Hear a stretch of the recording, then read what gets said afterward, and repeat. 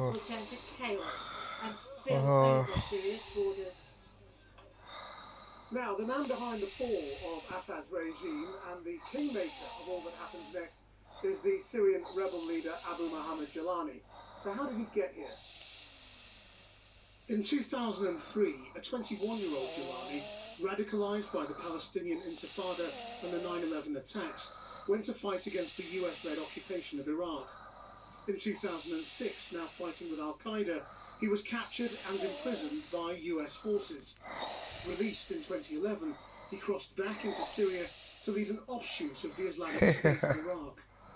2 years later, he pledged allegiance of his al-Nusra Front fighters to Al-Qaeda. But by 2016, he had split with Al-Qaeda, beginning a process of consolidation of power over a group that he would rebrand Hayat Tahrir al-Sham. HTS took control of northern Idlib in 2019, since when Jalani has attempted to show moderation towards minorities, whilst also overseeing spasms of repression against dissidents. It is very much the moderate, changed Jalani who is now to the fore. Official HTS language even dropping his jihadi nom de guerre for his birth name, Ahmed al-Sharaa. Well, joining me now is Fuad Said Issa. He's a Syrian activist and founder of Violet, an organisation which supports human rights and refugees in Syria.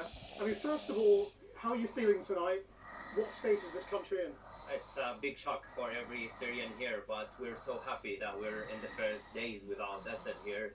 And the Syrians are happy everywhere, like we're feeling that from the people. For me also personally, it's my first time until 2011 to be able to be here in Damascus. Then that's a great feeling.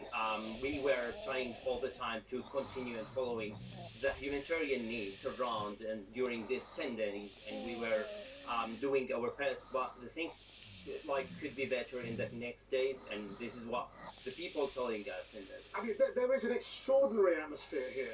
I mean, no soldiers, no checkpoints, no instruments of the state. I mean, people are ignoring traffic lights, which is sort of an indication of sort of the mood people are in. Do you trust it? I mean, we were shocked. All of us are not believing what's happening. How you can drive your car from here to Idlib and going back to Daraa and going all through Syria without any checkpoints, without any soldiers.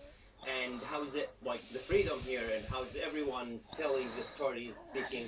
We don't understand what's happened and how it could be in the future, but the people have a very great hopes for the future. Now you as Violet, as a humanitarian organisation, you have